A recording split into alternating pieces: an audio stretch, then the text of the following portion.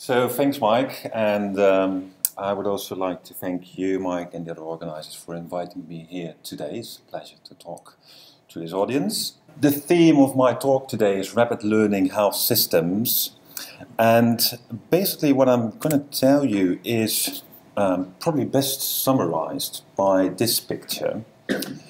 So in clinical medicine, we have these two different worlds. And one is care practice, clinical practice, and the other one is clinical and biomedical research. And typically what happens if we have a question about clinical practice, about care practice, then we send that question over to the world of research. And in that world of research, we design a study, we collect data, analyze that data, and from the analysis, we hopefully gather some evidence, and then that evidence can be used in the real world to make better decisions. And then, in that way, we hope to improve practice, so basically get a better world, you could say. In reality, this entire system is not always working in the way that we would like it to work. So, for instance, people from clinical practice often complain that their needs are not addressed, that the questions that they have are very often not answered by academic research. And there are many reasons for that. So, for instance, academics would say about some questions, well, that's not an academic question, so I'm not going to study that for you. Or, I can't get funding for that, for instance, because there's no commercial interest in doing that. Or it's not something that we could publish in a high-impact journal, so I'm not going to do that.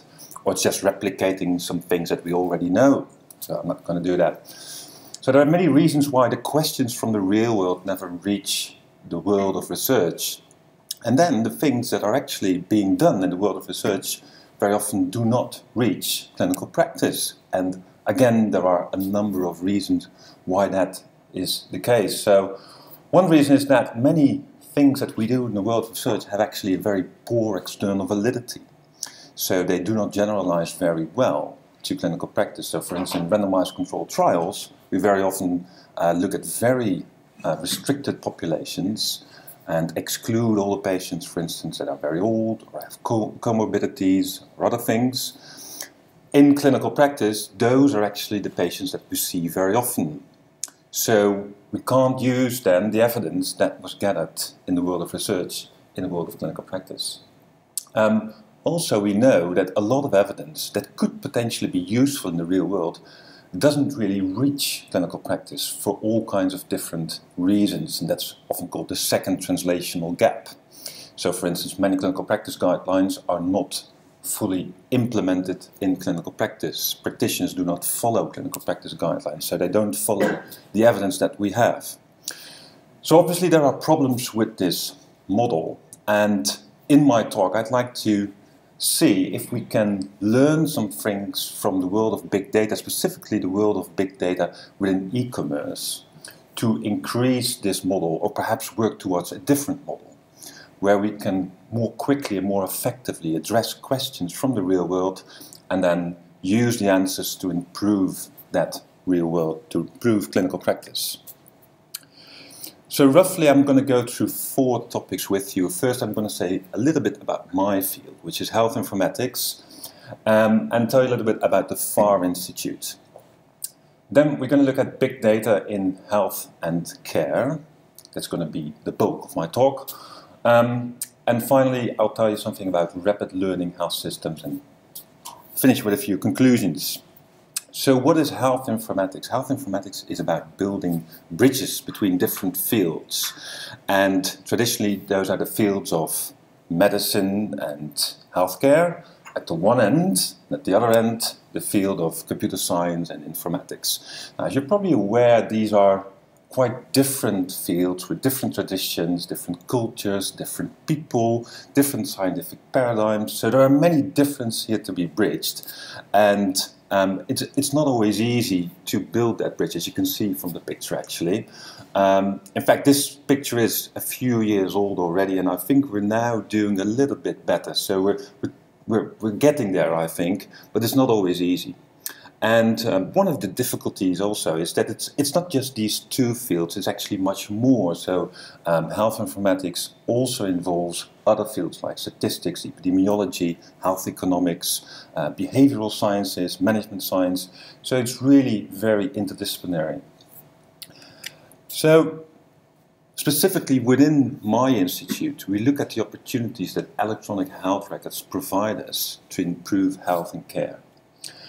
And these electronic health records provide an opportunity because they collect electronic health data as a side effect of providing medical care. So for instance, here in the UK, we have one of the largest primary care databases in the world. It's called the Clinical Practice Research Data Link, and it comprises about 10% of all the primary care records from the UK, which is an enormous repository and potentially a very useful resource for learning more about health and care. So for instance, with this database, we can estimate incidences of diseases in the general population and also monitor trends of these incidences over time. And we can simply do that by running queries over that database. We don't have to go out and count things, count patients or anything. The data is already there. So now the infrastructure is there. It's very simple to answer these questions. We can also use these data to assess care quality and practice variation. And again, that's very easy. It's basically running queries on this big resource. We can also use it to detect missed opportunities in care practice and feed that information back to practitioners and tell them, you're doing things here, you're missing things here, so there are opportunities to improve your practice. At the same time, there are huge challenges if we want to do this. And the main reason is that the tools that we have currently, the tools from epidemiology, are not fit to do this. So you can't do this, say, with SPSS, because it's just not a tool that was designed to do this. So the data in these primary care and other routinely collected care databases are characterized by a lot of missing data, a lot of variation in coding behavior, there's variation in data quality, and there are things like confounding by indication that you have to take into account when you try to evaluate interventions. I'm going to come back to that later in my talk. Another issue is that we have to ensure that people have trust in what we are doing with their data. And about 1 year ago, here in the UK, it was before I arrived here actually, there was the care.data, I would say, problem, where that public trust was almost gone, and I guess that was an example of how you shouldn't do it. So the Farr Institute was created last year in 2014, and it is basically a teaming up for existing institutes, for existing e-health informatics research centers that were formed in 2013. And the entire institute, which spans England, north and south of England, Wales and Scotland, was named after William Farr. He was an epidemiologist in the 19th century. You see him over here. So the Farr Institute for Health Informatics Research has 4 nodes, one in London, UCL, one in the north of England, that's the Health E-Research Centre where I work, and I'm going to tell you a little bit more about that in a second. There's a node in Scotland and one in Wales. And there is a 10-funder consortium, basically, that has funded this, the Farr Institute. And basically the goals of the Institute are threefold. So the first is to improve research with health data, so to create methods that can be applied by researchers on data like the ones that we were just discussing from primary care. The second is to create an infrastructure to support secure and safe research with those data. And the third is to increase capacity in health informatics, so to build a workforce that can do all this and is able to help us with these challenges. So about that infrastructure, we're currently building on that. We're currently building that up. And it will consist of a secure network across the UK where all the Farr partners are included, and which will allow researchers to go to a safe haven where they can analyze anonymized health data, possibly linked across different data sets, and they won't have to worry themselves about all the data governance issues. So for instance, have patients given consent to use that data? Has it properly be anonymized? Are there no identification risks? All these things will have been taken care of. So researchers just can go to the safe haven and do their analysis. It will also prevent that researchers like you and me are carrying around data sets on their laptops and on USB sticks and the like, which is currently happening a lot. And I don't think that's a very good situation, to be honest.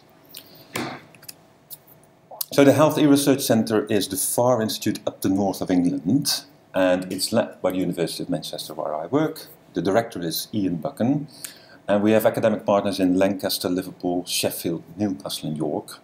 And we have a number of industrial partners also. And the research spans 5 themes, which I will not discuss with you. We also have a number of cross-themes work streams like patient and public involvement, and we have a chipset, which is about methods and tools across the different themes. So one of the things that we're looking at is methods that come from the field of big data, you could say, and see how we can apply them within healthcare. And one example that I wanted to share with you is this one from Google. So you probably know it's the navigation app from Google for mobile phones. And what it helps us with is finding our way. And not just that, it also gives very accurate information on congestion. And how does it do that? Well, very simple. There are many people using this app, or at least a smartphone, and from where they are and how fast they are moving, Google derives information on traffic congestions. So basically it's not just consuming the information that you see here. While you're using the device, you're also producing information. And so you're a producer and a consumer at the very same time, because all that data is processed in real time and then fed back onto the screen. So Google has found an opportunity here to use these devices in a very efficient way in creating a very fast feedback loop from which we can all profit. Another example is shown here. So this is the booking.com website. You might have used it to book a hotel. And what Booking.com and other companies, similar companies like Amazon, for instance, and also Google actually do, is they design their website, like the screen that you see here and also the other screens on the website, using something called A/B testing, which is a rigorous experimental way of creating a design. So each element that you see on this screen has been tested as follows. So they've developed different versions of the same screen, for instance, using different fonts, different colors, a different layout of the different widgets, and then presented these different screens to different users, actual users, customers of their site. And then they counted the number of people that actually booked a room and also paid for that. And from those statistics, they derived which of these designs were most effective. So when you go to the Booking.com website, actually this screen is just one of the 32 or 64 different versions that are always running in parallel at the same time. And because of the enormous numbers of people, I was going to say patients, that's wrong, people that visit the Booking.com website, they are able to run these randomized experiments in real time and get answers to these design questions very quickly. But it's another example which I find very attractive. So if you think about the way that these companies are using data that is provided by their users and then using that to optimize processes and also give guidance to their users, give basically decision support. The question is, can we use that also in healthcare? Could these be examples which we can use to accelerate the learning of the healthcare system. There has been attempts by Google actually to do a little bit research in that direction. So you might have heard or actually seen Google Flu Trends. It's been quite influential. So what Google Flu Trends does, it basically counts the number of queries in the Google search engine for influenza-related terms. And they track the geographical and temporal spread of those queries.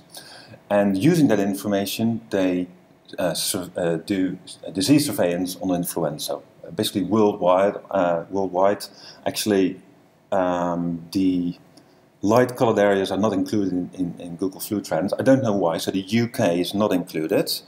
So I had to go back to my home country, Netherlands, to give you an example. And you can also see here why I left. So there was a huge spike in influenza, or at least in influenza-related searches on Google in the months January and February.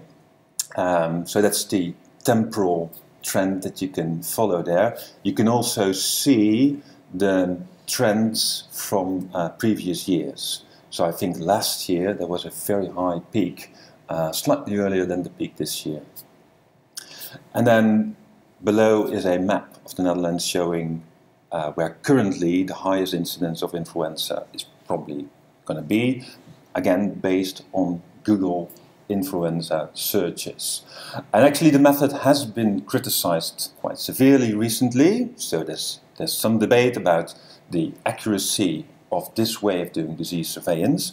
I don't think we have the final answer yet. The problem is that the older or existing, the traditional methods to do this disease surveillance have also got their own flaws. So we don't really have a good gold standard in this area. I think we will never have probably the perfect method, but this is one nice approximation that, again, is very fast and very easy. So we don't have to have an additional infrastructure to count people with influenza, go to the lab or anything. Just counting Google searches and that's it. So again, an example of nice application of big data. So the term big data suggests that it's all about size, and I don't think that's true. Actually, for us, it's not about size. And let me tell you why I think that's the case. And if we look at the sizes of different data sets in different areas, so on the x-axis we have here the record size on a logarithmic scale, and here we have the number of records that are collected per time unit, say per second or so, again on a logarithmic scale. And this is all qualitatively, these are not really counts, but it's to give you an impression what the world of big data looks like. And over there, just to calibrate the rest of the picture, is the Large Hadron Collider in Geneva. I'm not going to go through this entire slide with you.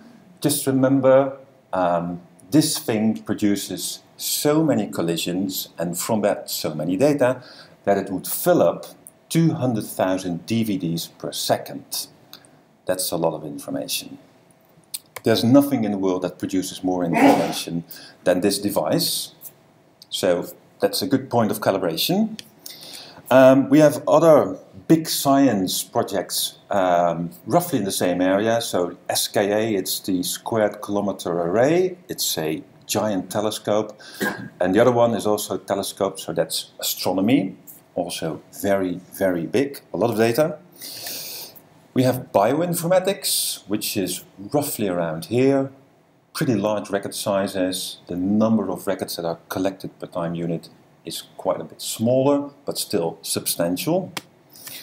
We have sensor networks, which are around here, so very small record sizes, but they're collecting a lot of information per time unit, per second. Medical imaging is over here, so that's already getting quite small. Still substantial data sizes, but much smaller than the big science things. And then clinical data, for instance, data from clinical trials and data from electronic health records are really in this corner here. And so on this big data scale, they're very, very tiny. So even though some of these database like a clinical research practice data link has tens of millions of records. That's not really big. So they may be too big to analyze on your PC and SPSS, but they're not really big on this scale. So I think in our area, in clinical research, big data is not about size, but it's about something else that can be very useful for us. So, can we use data from the real world to generate evidence that can then be used to make better decisions, like Google does, and like Amazon and Booking do? Well, there have been a number of attempts in this direction, and I think we're going to see a lot more in the future. There are a number of challenges, as I mentioned before. So, data in electronic health record was not collected for research purposes, and we always have to keep that in mind when we analyze them. So, there's varying quality of diagnosis and comorbidities coding in the records, and there's going to be selection bias. So, for instance, young men do not go to the doctor, so we won't see them in the records. It doesn't mean they don't exist, we just don't see them, so we have to find a mechanism to correct for that. The first occurrence of people in the data might not be a suitable time origin. So usually when we have data from a clinical study, the first occurrence of study subjects in our data set is a suitable time origin for our analysis. But in these data, it's usually not. So very often we have to pick another time point, which might be the suitable time origin for that particular subject within that particular study. Then, as I mentioned before, there's confounding by indication. So people usually, hopefully, get only the treatments that they need and not other treatments. So we can't simply compare people that receive treatment with those people who didn't, compare their outcomes and make inferences about those treatments. So we have to correct for all those confounders, enable to make valid inferences. I'm going to come back to this point later. And then there's missing data. So there's variable follow-up times. People sometimes do not show up when they should have seen the doctor, but the appointments are typically also quite variable. Recording is always driven by the purpose of the visit, not for other things. So we don't record things that were not relevant for a visit, and there are missing confounders. So one of my colleagues in the field of health informatics, George Ripsack, has written some very interesting things about this, and basically what he says is that in order to take better advantage of the data that are routinely collected in electronic health records, we should basically study the physics of the EHR, of the electronic health records. And he's described this roughly as follows. So we have an environment, we have a patient state, which is influenced by the environment. We have a care team, and the care team is typically recording things in the electronic health record about that patient state, but obviously they will decide to not record certain things and will record other things. They also might decide to run certain tests, to give certain therapies. So all these things will obscure a little bit the things that we are interested in as researchers, because we're interested in that patient state. So in order to understand what we're looking at down here, we have to understand precisely how this process works. And only when we know that, when we understand that, we will be able to derive from what we see down there what was really going on and what that patient state was. This is all emerging research. I think the agenda has been set very well by George Ripsack, but my field is just starting to explore this, the physics of the EHR. In the meantime, over the last 5, perhaps 10 years now, we've seen quite a few publications that have been using routinely collected health record data to generate evidence that can be used in clinical practice. So here's a study that was conducted in the US, where evidence from randomized clinical trials was basically projected onto, which was about the effectiveness of antiviral therapy in HIV patients, was projected onto the real-world population, the population that we see in clinical practice, which is not seen in clinical trials. So the authors projected that evidence onto the real-world population in order to make it better fit for usage in clinical practice. Here's a study that was conducted here in the UK, in Birmingham, from a trial with a system called Birmingham OwnHealth, basically a telehealth coaching service. And this was part of a non-randomized study. So basically the coaching service was just offered to patients in primary care with chronic diseases. And when they used it, the outcomes were recorded, but there was no randomization, so there were no controls. What the authors of this study did is they used a very large data resource from primary care to search for individuals that would match with the individuals that took part in the study on a large number of possible confounders, including their entire medical history, comorbid conditions, all the things that you would expect might be influential in the effect of the intervention. And they used very advanced search techniques from computer science to find these individuals. So using these techniques, so a very large data resource and these advanced search techniques, they were able to create a cohort of matched controls and compare the intervention and control group. And they found that there was no effect from the intervention actually. Well, no reduction in number of hospital admissions. I was also involved myself in a similar type of study which was conducted in the Netherlands using routinely collected insurance data. I'm going to tell you a little bit more about that study just to give you a feeling of how this works and what the type of challenges you will come across if you're trying to do a study like this. So in this case we wanted to assess the effect of cardiac rehabilitation on survival in the Dutch population, and we had data from nearly 36,000 Dutch patients who had been hospitalized for an acute coronary syndrome like a heart attack or a coronary intervention like bypass surgery. And about 1/3 of these patients actually received cardiac rehabilitation afterwards. 2/3 of them didn't, although the guidelines say that each patient should receive it, but there's a lot of discussion about that.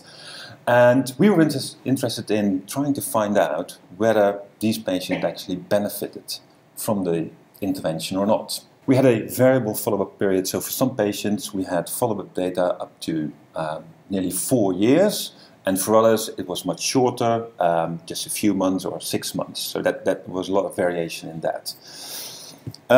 Looking at the death rates, then people who received cardiac rehabilitation, from them almost a little bit more than 2.6% died during the follow-up period. From those who didn't receive cardiac rehab, almost 9% died. So from the crude numbers you would say this is a very effective intervention, everyone should get it. Obviously that is a wrong conclusion, because it might well be the case that only the people who were really in need of cardiac rehab received it, whereas the other people were not really in need of cardiac rehab, and if they had get it, the mortality rate wouldn't have been lower than it was now. So we can't trust these numbers, we have to correct for all the confounding factors. Now in our dataset we had a large number of variables that we knew would confound the effect of cardiac rehab, like demographics, diagnosis, comorbidities, interventions, medication, hospitalization, outpatient visits, GP visits, many other types of care consumption. But we also missed a number of very important confounders. So for instance, we didn't have clinical biometrics like BMI, blood pressure, we didn't have lipid levels, we also didn't have the left ventricular ejection fraction, so cardiac output, which is a very important measure of heart failure. We know that in our population, many patients have mild or perhaps severe heart failure, which is a very important confounder of risk of death. And we didn't have lifestyle factors like smoking, physical activity, again, very important confounders. Now, in many studies you see that people simply ignore the fact that they don't have all the confounders. They use what they have and they basically hope for the best. We were afraid that in our case that wouldn't be sufficient, and we expected also that we would be grilled by reviewers, for instance, over the absence of cardiac output, and they did actually. So we decided to use a slightly different approach. So we first identified the confounders that we knew would be relevant and had to be included in our model anyway, so you see them up there. And then we identified all the other characteristics associated with survival observed from the data. So a purely data-driven approach. So these were diagnosis and treatment combinations, outpatient medication prescriptions, use of medical devices, occurrence of lab tests, GP visits, ICU days, and we used basically from all these things the raw data, but also aggregations, for instance, groups of similar types of medication grouped together in order to gain a little bit of power. And we also coded each of the variables twice, once as a 0-1 variable and once using counts. So how many medication did you use, how many times were you admitted to the ICU, for instance. And then we applied something called lasso regression. So these were 894 variables, and we applied lasso regression to reduce them to 99 variables. So in our model we had all the variables up there, and then another, like 70 variables identified by the lasso to be relevant to correct for confounding. And so some of the things that we have, for instance, were COPD-related medication.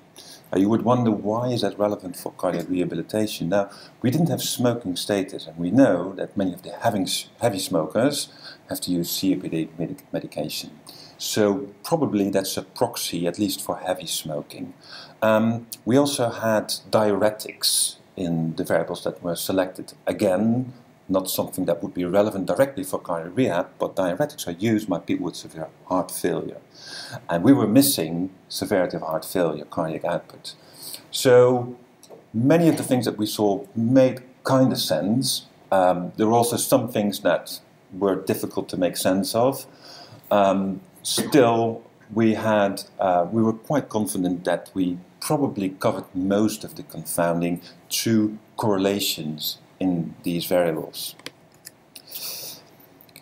So here you see the results. So we use that to propensity score, build a propensity scoring model, and here you see the absolute standardized differences between all the 99 variables before and after the propensity score weighting. So the blue dots are the differences, and the red dot before the adjustment, and the red dots are after the adjustment, and you can see from there that the adjustment was successful, I would say. And then using the propensity scores, we applied propensity scored regression analysis, and from that analysis we saw that there was a 35% reduction in mortality by cardiac rehab.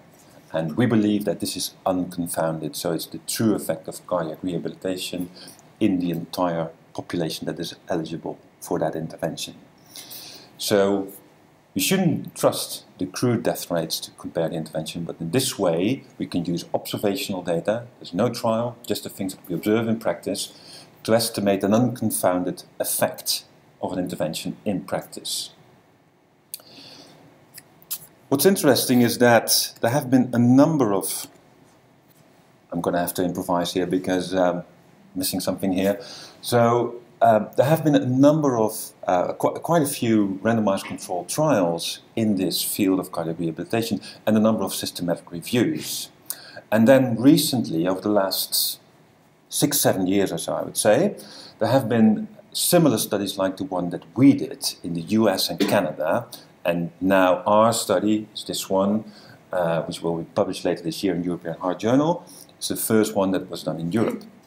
What's interesting is that the effect of cardiac rehab that is estimated by randomized controlled trials is systematically lower than all the studies that are listed down here below. So the effect that, so we found 35% reduction in mortality. This was roughly the same as was found by the other similar studies on observational data.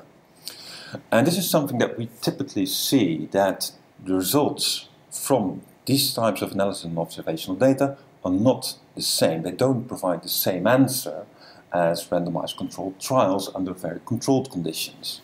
Now, people tend to say, okay, then which result is true? What is the true effect here if they don't give the same answer? Personally, I think that's the wrong answer, the wrong question, because we're doing different things here. So randomized controlled trials test the effectiveness of interventions under severely controlled conditions with severely restricted populations. In these field studies, we try to do the same thing, but then as the intervention is provided in clinical practice, there are no controlled conditions. People weren't aware actually that they were part of an experiment. They were not, you could say, and there are no restrictions on the population that's being evaluated.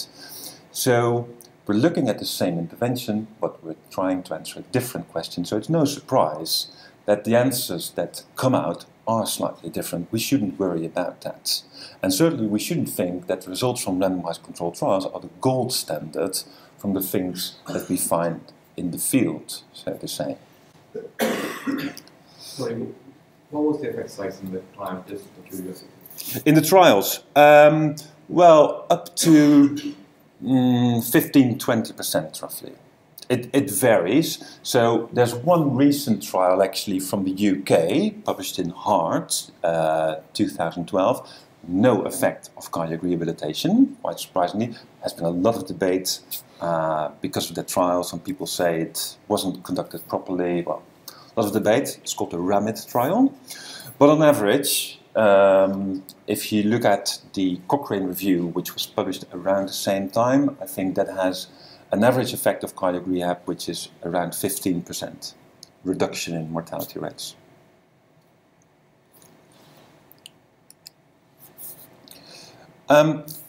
So the third topic I'd like to discuss with you before I finish is the rapid learning health system.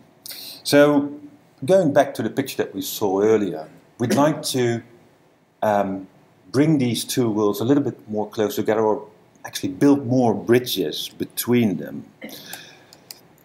So how can we do that? Well, one vision that has been proposed is the rapid learning health system. And the idea here is to build on the established infrastructure that we have, for instance here in the UK, with EHR systems. So we are using these systems on a daily basis to collect data, but we can use them actually for more than that. So we can use them to build a networked collaboration between practitioners and researchers, so between care and research institutions. And then we can use routinely collected EHR data to answer clinical, epidemiological questions and health services research questions.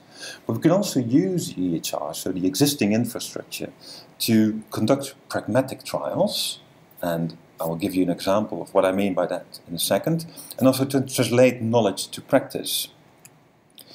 So just a few examples of the types of answers, types of questions that we could easily answer with the infrastructure that is already in place. So for instance, if you are a researcher in such a networked collaboration and you want to design a trial, then you will probably have the question, how many patients meet specific eligibility criteria for my trial?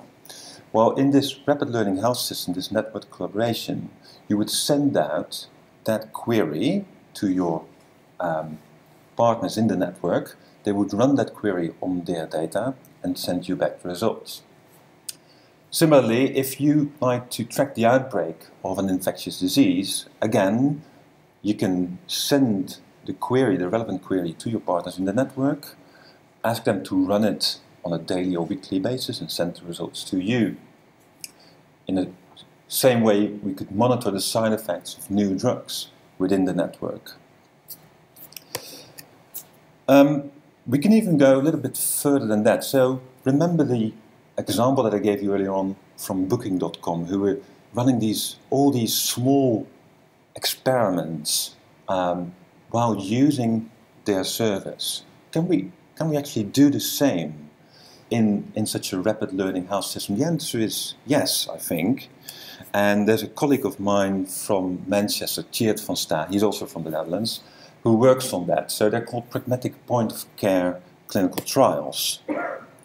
And basically what happened in these pragmatic point-of-care trials is the following. We have the electronic health record system as it is used by GPs and other physicians. And we use that to determine eligibility of individual patients for a trial, but also recruit them and record their consent.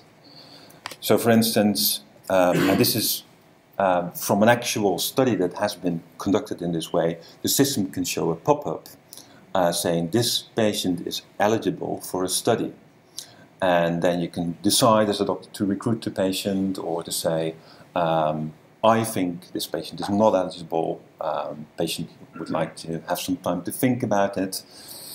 And then we can also use the electronic health record database to monitor safety of patients that are recruited for our trial and to assess the outcomes. So the EHR provides an infrastructure to do basically very inexpensive experiments. The major hurdle that we have here actually are regulations. So in order to do such an experiment, for instance, the GP that uses this EHR has to have GCP training. GCP training is quite expensive, it costs time. If that GP has a feeling it's not really relevant for him, then probably won't do it. But the rules say that each practitioner involved in a trial has to have GCP training, even though this might be about choices that that same GP has to face every day. So he might be well aware, for this particular patient, there are two possible treatment options. I have no idea which is best because we don't have evidence for that.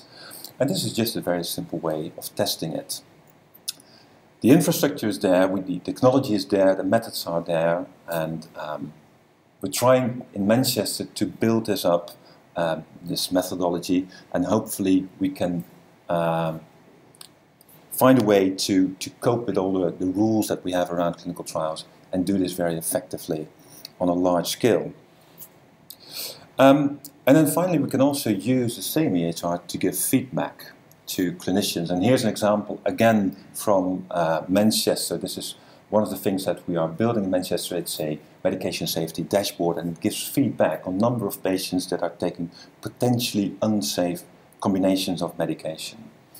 And these are all indicators of potentially unsafe medication that you see here. You can also look at the results graphically, and you can drill down to individuals. So here are NHS numbers. All the data, by the way, that you see are fictitious, so these are not real NHS numbers. You can drill down to individual patients and decide to take action for these individuals. So the first individual that we see actually is now on 3 types of potentially unsafe medication. That's the reason that we put this one also on top of the list.